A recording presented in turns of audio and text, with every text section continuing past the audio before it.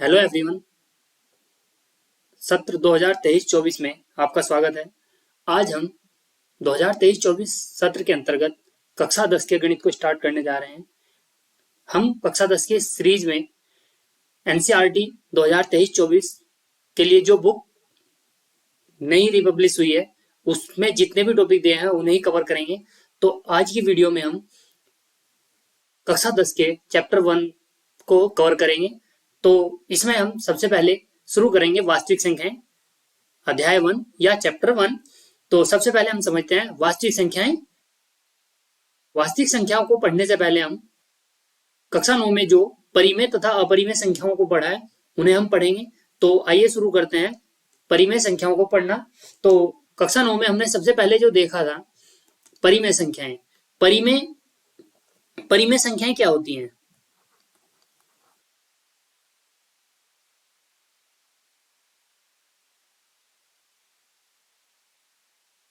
संख्याएं परिमेय संख्याओं में हमने पढ़ा था कि जो संख्याएं p upon q, q not is equal to 0 और p और q क्या होने चाहिए हमारे पास? पूर्णांक। p q पूर्णांक होने चाहिए।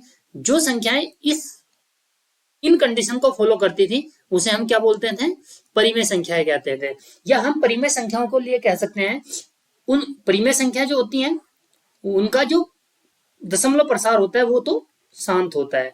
या हम ऐसा भी कह सकते हैं जिनका दशमलव प्रसार शांत या फिर अशांत आवर्ती। अशांत आवर्ती या अशांत आवर्ती को ही हम बोलते थे अनावसानी अनावर्ती, सॉरी अनवसानी आवर्ती। अनवसानी आवर्ती नाम से ही पता लग रहा है आवर्ती, अशांत आवर्ती या शांत। तो जो संख्याएं इस कंडीशन को p बटे q not is equal to 0 और p और q पूर्णांक या फिर उन संख्याओं का दशमलव प्रसार शांत हो या अशांत आवर्ती हो या कहीं फिर अनवसानी आवर्ती हो या फिर इंग्लिश में बोलते हैं जैसे नॉन टर्मिनेटिंग रिकरिंग, अगर इन सब कंडीशंस को फॉलो करता है तो वह संख्या हमारी परिमेय संख्या कहलाती है। इसके विपरीत अगर हम अपरिमेय संख्याओं की बात करें, अपरिमेय संख्याएं, अपरिमेय संख्याएं जो p upon q, q not is equal to 0 और p व क्यू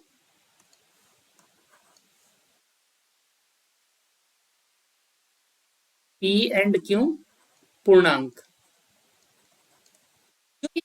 जो को फॉलो नहीं करते वो अपरिमेय संख्या, या यू कहें जो परिमेय की कंडीशन को फॉलो नहीं करेंगे वो अपरिमेय संख्या कहलाती हैं। या फिर हम ये भी कह सकते हैं जिनका दशमलव प्रसार कैसा हो? अशांत, अशांत अनावर्ती, अनावर्ती या फिर अशांत अनावर्ती भी बोलते थे। इसे एक नाम बोलते थे अनवसानी अनावर्ती। अनावर्ती एग्जाम्पल की बात करें जैसे √2 है। अगर √2 को हम बात करें तो √2 को p अपॉन क्यू की फॉर्म में लिख सकते हैं, बट यहां जो √2 है वो √2 जो है वो हमारा पूर्णांक नहीं है, पूर्णांक नहीं है। तो इसलिए इस संख्या को हम परिमेय ना कह के अपरिमेय बोलते थे, अपरिमेय संख्या।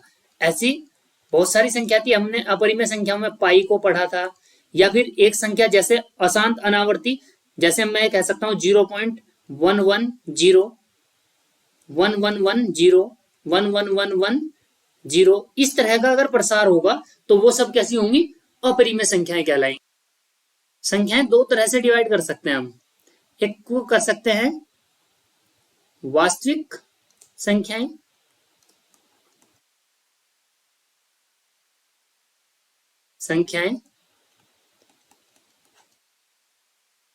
और एक काल्पनिक संख्याएं।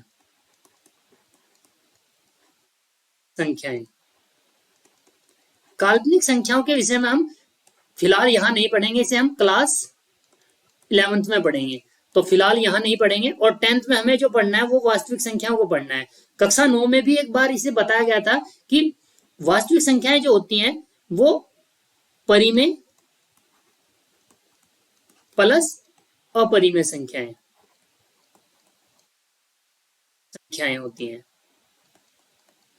परिमेय और अपरिमेय संख्याओं को मिलाकर हम क्या बोलते हैं? वास्तविक संख्या कहते हैं। परिमेय संख्या के अंतर्गत पढ़े तो परिमेय में आपने सबसे पहले हम पढ़ते थे प्राकृत संख्याएं। प्राकृत से हम पूरी तरीके से परिचित हैं। दूसरे नंबर पर हम पढ़ते थे पूर्ण संख्याएं। पूर्ण संख्याएं, प्राकृत संख्याएं, इनके विषय में आप जरूर जानते हैं। प्राकृत संख्याएं, पूर्ण संख्या, जैसे 1 2 3 काउंटिंग नंबर जो होते थे उन्हें हम प्राकृत बोलते हैं। पूर्ण संख्या में अगर हम जीरो भी काउंट करते हैं तो 0 1 2 3 4 ये सब हमारी पूर्ण संख्याएं हुई। और अगर तीसरे नंबर पर बात करें, पूर्णांक कह सकते थे। पूर्णांक भी परिमेय संख्या होंगी। और पूर्णांक क्या होते थे कि 0 +-1 +-2 +-3 ये सब हुआ करते थे। और ऐसे हम प्राकृत संख्याओं में भी अगर इन्हें डिवाइड कर देते थे तो हम सम, विषम, विषम संख्याएं, सम संख्याएं, विषम संख्याएं, भाज्य संख्याएं, अभाज्य संख्याएं, है ना, ये सब हम पढ़ते थे। जैसे सम संख्याएं कौन सी होती है, विषम संख्या कौन सी होती है, वो हम बहुत कक्षा 6 7 8 से पढ़ते आ रहे हैं। इनके विषय में आपको, मैं समझता हूँ कि आपको जानकारी होगी अवश्य। भाज्य और अभाज्य के बारे में, भाज्य संख्याएं जो संख्याएं विभाजित की जा सकती हैं, अभाज्य संख्या जो स्वयं से या एक के द्वारा करते हैं, या हम ये कहें जिनका गुणनखंड जो होते हैं एक और वो स्वयं होता है। पूर्ण संख्याएं ये आप देख रहे हैं। जैसे पूर्ण संख्याएं, जैसे अगर मैं एक के बारे में पूछूं, एक कैसी संख्या है, तो इसका सही जवाब, मतलब ये सामने वाले पे डिपेंड करता है कि आप क्या पूछना चाह रहे हैं। एक को आप वास्तविक संख्या भी कह सकते हो, एक को आप परिमेय भी कह सकते हो, एक को आप पूर्ण भी कह सकते हो, एक को प्राकृत भी कह सकते हो, एक को पूर्णांक भी कह सकते हो। तो ये सब थी। तो फिलहाल वास्तविक संख्या क्या है? परिमेय प्लस अपरिमेय संख्याएं जो होती हैं वो वास्तविक संख्याएं। या एक सिंपल सी भाषा में कहेंगे, आज तक जितनी भी संख्याएं हमने देखी हैं, जिन संख्याओं को आज तक हम छोटी क्लासों से देखते आ रहे हैं, वो सब संख्याएं मिलकर क्या बनेंगी? वास्तविक संख्याएं होंगी। वास्तविक संख्याएं, जैसे अगर मैं ये बोलूं 1 और 2 है, 1 2, 1 और 2, 1 के बाद 2 आता है, लेकिन नहीं, अगर हम वास्तविक की बात करें तो 1 और 2 के बीच भी अनेक संख्याएं हैं। अनेक यानी कि दो प्राकृत संख्याओं के बीच में भी अनेक संख्याएं होती हैं, वो सब वास्तविक काउंट होंगी। 1 और 2 भी वास्तविक है, लेकिन इनके बीच में भी बहुत सारी संख्याएं हैं, उन्हें हम वास्तविक संख्याएं कहते हैं। तो अगर कोई आपसे पूछ ले कि 1 और 2 के बीच कितनी संख्याएं हैं, तो आप अनेक बोलोगे, अनेक वास्तविक संख्याएं हैं। हाँ, अगर पूछे 1 और 2 के बीच कितनी प्राकृतिक संख्याएं, तो वो कोई नहीं है, लेकिन वास्तविक संख्याएं 1 और 2 के बीच अनेक होंगी। मैं ये कहूं, अगर 1 और 1 के बाद अगर मैं 1.5 ले लूं और आपसे पूछूं 1 और 1.5 के बीच कितनी वास्तविक संख्याएं हैं, तो आप तब भी आंसर अनेक ही देंगे। या फिर मैं ये पूछ लूं 1 और 1.1 और 1.2 इनके बीच पूछिए जाए, तो इसके बीच में अनेक वास्तविक संख्याएं होंगी। ये सब हम नंबर लाइंस में कक्षा 9 में हमने पढ़ा है। तो फिलहाल वास्तविक संख्याओं की परिभाषा से आप परिचित हो चुके होंगे। परिमेय और अपरिमेय संख्या होती है। इस चैप्टर के अंतर्गत हम परिमेय वास्तविक संख्याओं के जो पहला चैप्टर है उसके अंतर्गत हम जो परिमेय संख्याओं को भी वास्तविक संख्याओं को पढ़ेंगे। और वास्तविक संख्याओं में भी आज 2023-24 में जो नए टॉपिक्स आए हैं, कुछ टॉपिक्स पिछले मैथ से रिड्यूस कर दिए गए एनसीईआरटी के द्वारा, उन पर हम चर्चा नहीं करेंगे क्योंकि बोर्ड में शायद ना पूछे जाए। ध्यान देंगे। अभी आज हम भाज्य संख्या के विषय में पढ़ेंगे। एक यहाँ लाइन लिखी हुई है एनसीईआरटी, अगर बुक देखें आप, प्रत्येक भाज्य संख्या को एक अद्वितीय रूप से अभाज्य संख्याओं के गुणनफल के रूप में व्यक्त किया जा सकता है। इसका मतलब ये हुआ, जैसे आप स्टार्टिंग से पढ़ते आ रहे हैं, जैसे अगर मैं आपसे पूछूं कि 6 को मैं क्या लिख सकता हूं, 6 तो भाज्य संख्या है। अभी हम भाज्य, मैंने पूछा 6 कैसी संख्या, तो फिलहाल में उसका मेरा पूछने का मतलब है कि वो कैसी संख्या, भाज्य है कि अभाज्य, तो आप इसका आंसर भाज्य देंगे। भाज्य संख्या 6 है, तो 6 को हम लिख सकते हैं 2 गुणा 3। अगर इसी तरीके से मैं आपसे पूछ लूं 12 को, तो 12 को आप लिखोगे 2 गुणा 3। अगर मैं 18 को पूछ लेता हूं तो आप इसे लिखोगे 2 गुणा 3 गुणा 3। अगर आप इसे देखें 12 को, 6, 12, 18 को देखें तो ये सब कैसी हैं, भाज्य संख्याएं हैं।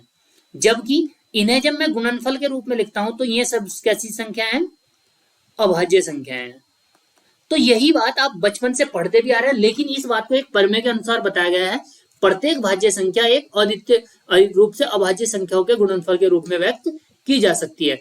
इसे अंक गणित के आधारभूत प्रमेय कहते हैं। तो चाहो तो आप अपनी नोटबुक में यहां से नोट कर सकते हैं, या फिर आगे भी लिखी हुई है आपकी एनसीईआरटी बुक में, यहां से नोट करेंगे तो भी चलेगा। अंक गणित की आधारभूत परिमेय। ध्यान रहे इसमें एक शब्द है अद्वितीय।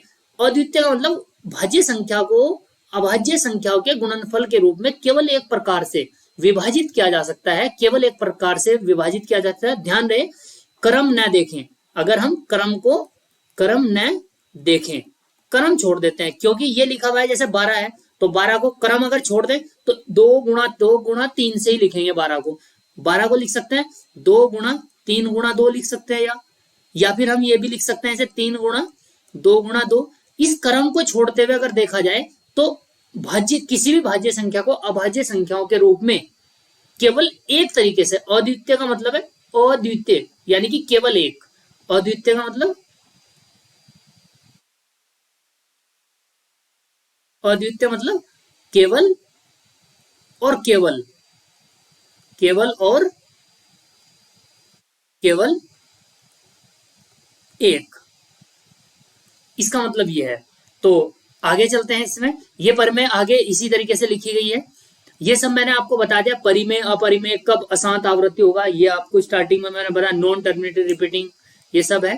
अंक गणित के आधारभूत परिमेय, दोबारा से यही बात यहाँ पे समझाई गई है एग्जाम्पल के थ्रू। वो एग्जाम्पल मैंने बता दिया, जैसे 2 को लिख सकते हैं, 4 को लिख सकते हैं, 253 को 11 गुणा 23 लिख सकते हैं। और ये सब जो देखेंगे यहाँ पर, इन्हें जो लिखा जा रहा है गुणनफल के रूप में, ये कैसी हैं, अभाज्य संख्याएं हैं।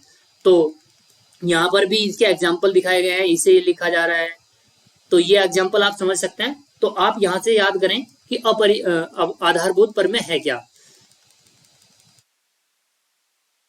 अंकगणित के आधारभूत परिमेय, प्रत्येक भाज्य संख्या को अभाज्य संख्याओं के गुणनफल के रूप में गुणनखंडित किया जा सकता है, तथा यह गुणनखंड अभाज्य गुणनखंड में आने वाले क्रम के बिना, मतलब क्रम को छोड़ दिया जाए तो अद्वितीय होता है, केवल एक प्रकार से होता है। प्रत्येक भाज्य संख्या अभाज्य संख्याओं के गुणनफल के रूप में गुणनखंडित की जा सकती है। यही बात यहाँ पर दोबारा से रिपीट की गई है, उसी बात को समझाया। यदि कोई भाज्य संख्या दी हुई है तो अभाज्य संख्याओं के गुणनफल के रूप में लिखने की केवल एक ही विधि है, मतलब उसी बात को दूसरे तरीके से कहा जा रहा है। तो ये फिलहाल एक बात आपको याद रखनी है कि प्रत्येक भाज्य संख्या को अभाज्य संख्या के गुणनफल के रूप में लिखा जा सकता है, और केवल एक प्रकार से लिखा जा सकता है यदि हम उसके क्रम को न देखें, यानी कि संख्याओं के क्रम को न देखें। तो फिलहाल थी ये अभाज्य संख्याओं के अंकगणित की आधारभूत परिमेय। इसमें जो एग्जाम्पल दिए गए हैं उन्हें हम सॉल्व करने का प्रयास करते हैं।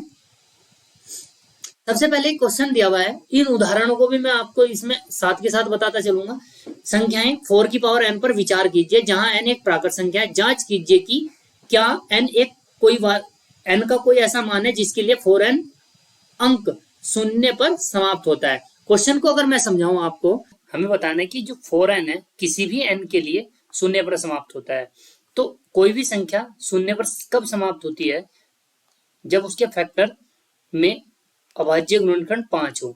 अगर 5 और 2 होगा हमेशा, तो क्या होगा कि वो शून्य पर समाप्त होगी। अब हम देखते हैं 4 की पावर n, 4 ये मैंने लिखा है, कोई भी संख्या शून्य पर समाप्त होती है यदि उसके अभाज्य गुणनखंड में 2 व 5 होता है।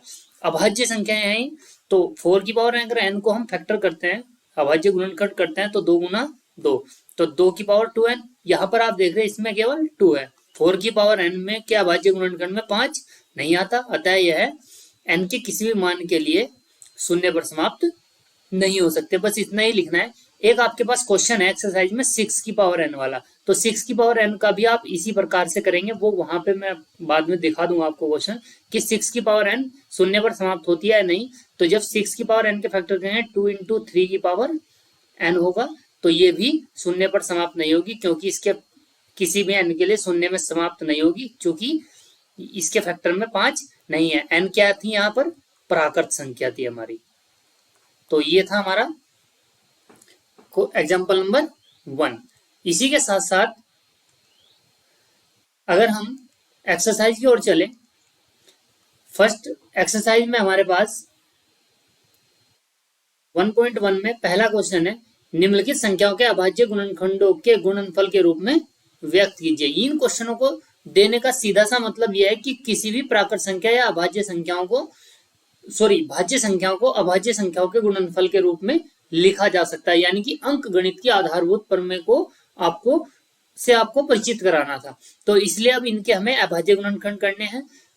इससे पहले मैं वीडियो बना चुका था, परंतु उसमें किसी कारण से मेरे पास नोट्स उपलब्ध हैं, वो वीडियो डिलीट करनी पड़ी, तो इसलिए नोट्स पहले से लिखे गए हैं, तो आप उन्हीं से समझ सकते हैं। इसमें है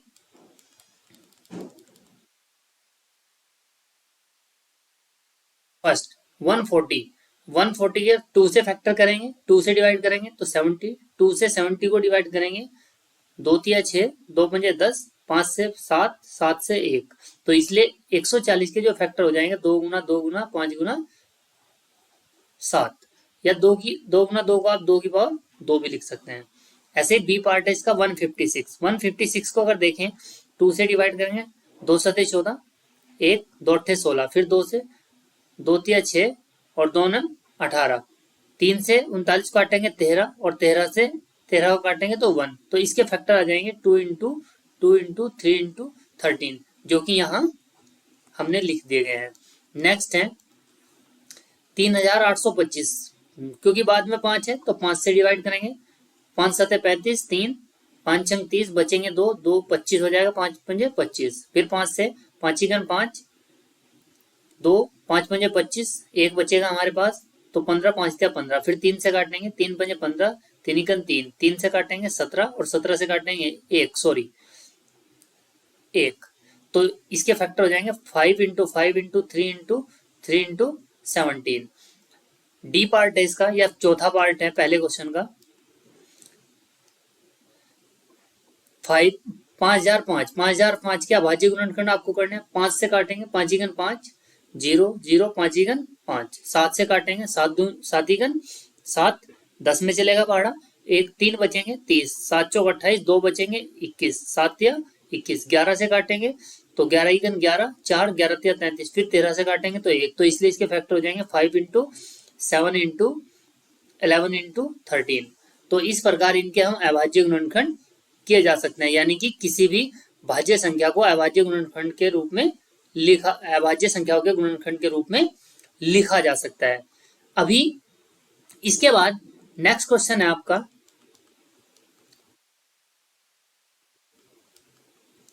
पूर्णांकों के निम्नलिखित युग्म में एचसीएफ व एलसीएम ज्ञात कीजिए तथा इनकी जांच कीजिए कि दोनों संख्याओं का गुणनफल एचसीएफ गुणा एलसीएम होता है कि नहीं होता। तो एचसीएफ और एलसीएम क्या होते हैं, पहले हम उसके विषय में पढ़ लेते हैं थोड़ा। एचसीएफ और एलसीएम को आप कक्षा 6 से लगभग छोटी सभी कक्षाओं में आपने एचसीएफ और एलसीएम को आपने पढ़ा है। तो एचसीएफ और एलसीएम क्या है?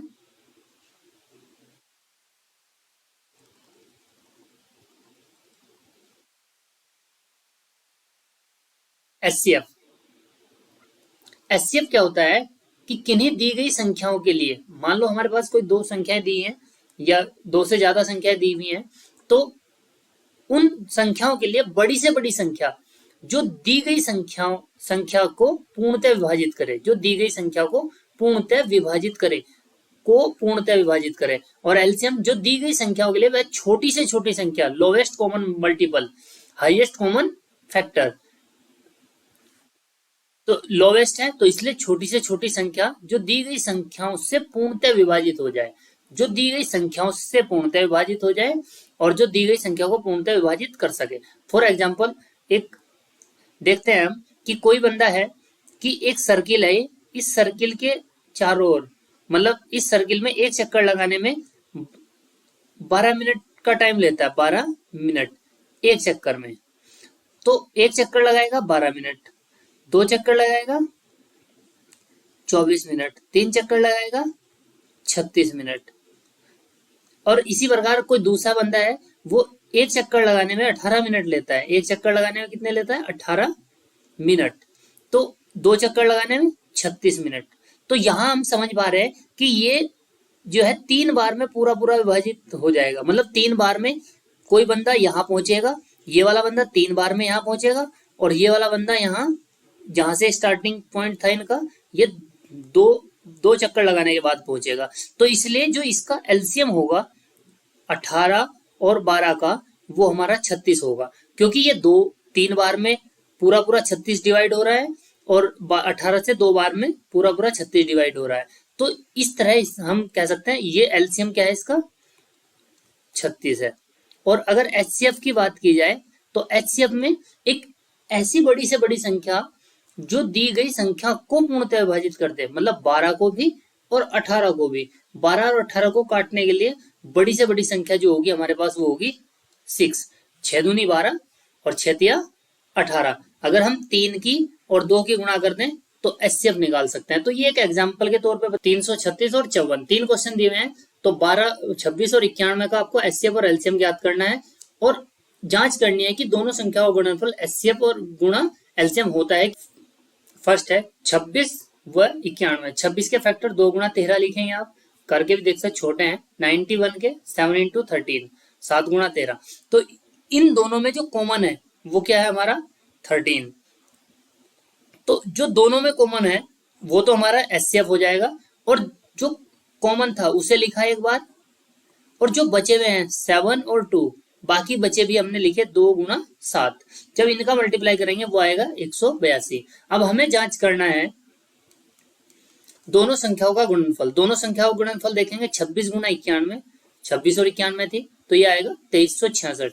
और एचसीएफ और एलसीएम की जब हम गुणा करके देखते हैं 13 और 182 की, तो वो भी आता है 2366। तो इस प्रकार हम ये कह सकते हैं कि दोनों संख्याओं का गुणनफल एचसीएफ गुणा एलसीएम। ऐसे ही सेकेंड पार्ट है इसका 510 व 92। 510 के फैक्टर करते हैं 3 से, 3 3 3 2 3 7 21 0, 2 से काटेंगे 170 को काटेंगे तो 85 आएगा, 5 से 17 और 17 17। ऐसे 92 के 2 से 92 को काटेंगे 46 आएगा, 46, 2 से काटेंगे 23 और 23 को 23 से काट सकते हैं तो 1। तो ये फैक्टर हो जाते हैं। इनमें आप देख पा रहे होंगे कॉमन केवल हमारे पास क्या मिल पा रहा है हमें, दोनों में 2, तो इसलिए एचसीएफ होगा 2। और एलसीएम की बात की जाए 2 तो एक बार लिखा ही जाएगा ये, तो 3 5 17 2 23, 3 5 17 2 23 ये सब लिखेंगे, मल्टीप्लाई करेंगे इनकी। 5 या 15 दूनी 30, 17 दूनी 34 और 23, 30 34 और 23 की गुणा करेंगे आएगा 23,460। अब हमें चेक करना है दोनों संख्याओं का गुणनफल। दोनों संख्याओं की गुणा करेंगे, 510 और 92 की गुणा करनी तो आसान है, तो ये गुणा करेंगे तो 46 46,920, और एचसीएफ गुणा एलसीएम करेंगे 2 गुणा 23,460 था, 23,460 था, तो 23,460 की गुणा करेंगे तो 46,920। तो ये देख पा रहे हैं दोनों इक्वल आ रहे हैं, तो हम कह सकते हैं कि दोनों संख्याओं गुणनफल बराबर है एचसीएफ गुणा एलसीएम। तो अब आप इसके बाद ये बात नोट कर सकते हैं कि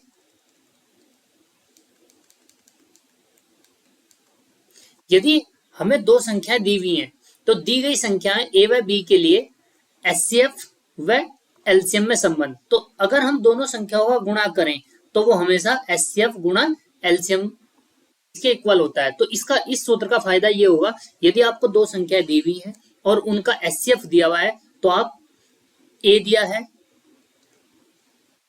बी भी दिया है और एचसीएफ भी दिया है, और एलसीएम आपको अगर ज्ञात करना है तो आप इस फॉर्मूले में रख के ए की जगह रखेंगे, बी को रखेंगे और एचसीएफ को रखेंगे एलसीएम, या फिर आपको इन चारों 2 संख्याओं और एचसीएफ एलसीएम में से कोई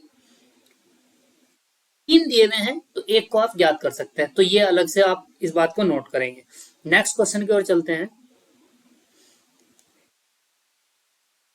क्वेश्चन नंबर 4 है 306 657 बराबर एचसीएफ है 306 और 657 का 9 दिया है। ये एलसीएम ज्ञात करना है 306 और 657 का, जो जैसा कि अभी मैंने ऊपर बताया था उस फॉर्मूले को याद कराते हुए। तो आपको दिया है 2 संख्याएं दी हुई है और उनका एचसीएफ दिया हुआ है। तो अभी से अगर हम ज्ञात करें,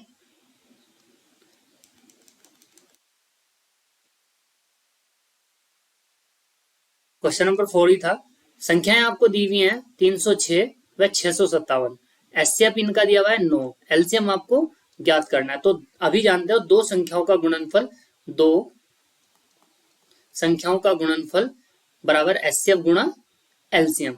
तो 306 गुणा 657 बराबर 9 गुणा एलसीएम। अगर एलसीएम आपको निकालना है तो 9 डिवाइड में जाएगा, 306 गुणा 657 बटे 9, 9 से 306 को डिवाइड करेंगे तो ये आएगा 34, 34 इंटू 657, 34 की 657 से गुणा करेंगे 22,338। तो इस प्रकार आप एलसीएम निकाल सकते हैं। यदि आपको एलसीएम दिया हुआ होता है, एचसीएफ दिया होता, कोई एक संख्या दी होती और दूसरी ज्ञात करनी थी, तो भी इस फॉर्मूले का आप उपयोग करके निकाल सकते हैं।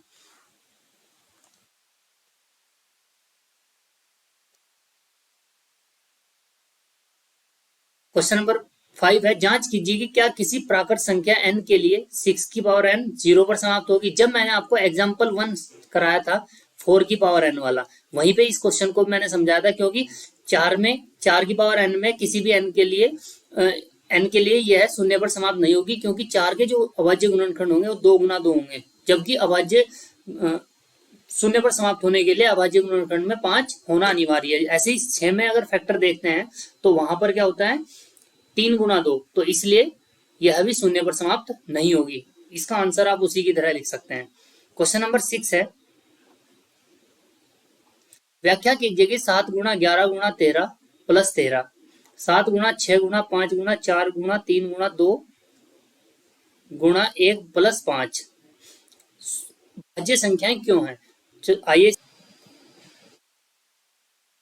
क्वेश्चन 6 है, 7 गुणा 11 गुणा 13 प्लस 13, 7 गुणा 6 गुणा 5 गुणा 4 गुणा 3 गुणा 2 गुणा 1 प्लस 5।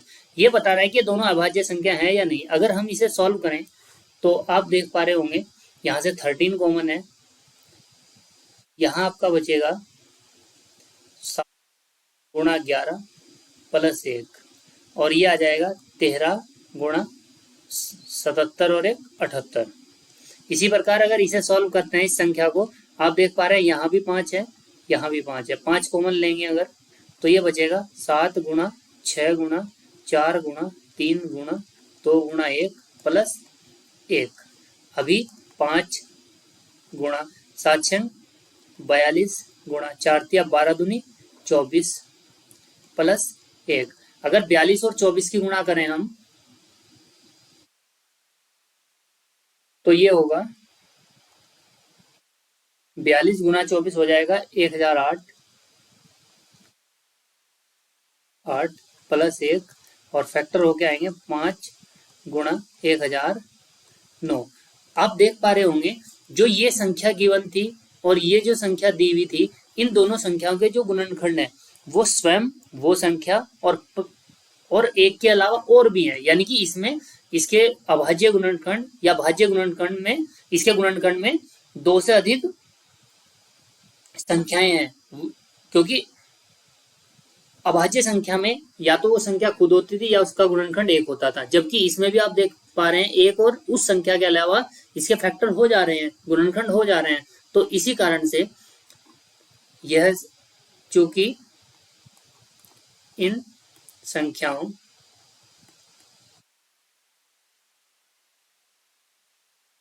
में 2 से अधिक गुणनखंड है, अतः ये अभाज्य संख्याएं हैं, सॉरी ये भाज्य संख्याएं हैं।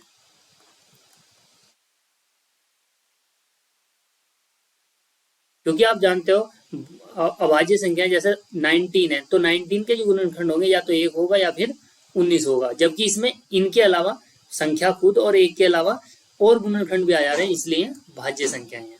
यही आपसे पूछा गया है।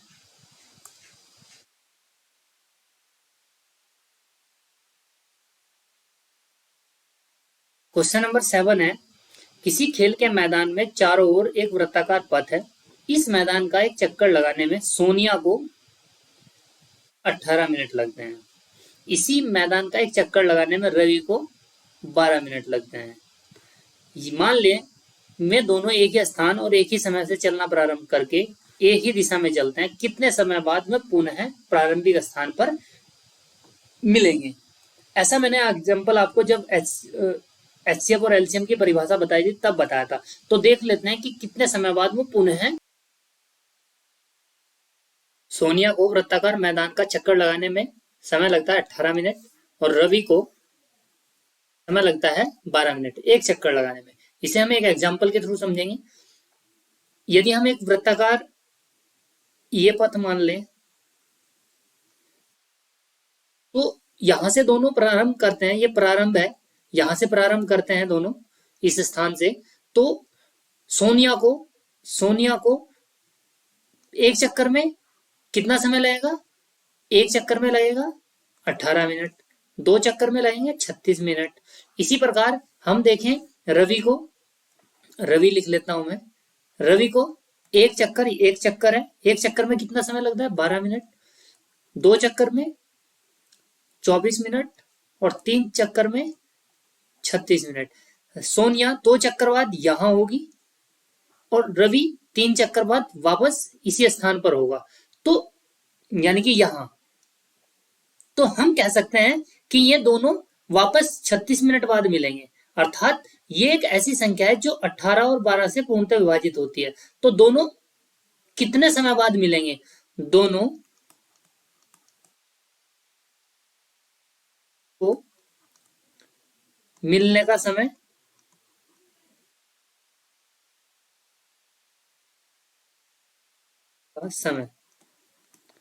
ये होगा एलसीएम 18 और 12। 18 और 12 का एलसीएम, 18 और 12 का एलसीएम अगर हम निकालें तो यहां पर 18 के फैक्टर लिख लेते हैं हम, 2 गुणा 3 गुणा 3, और 12 के फैक्टर लिख लेते हैं 2 गुणा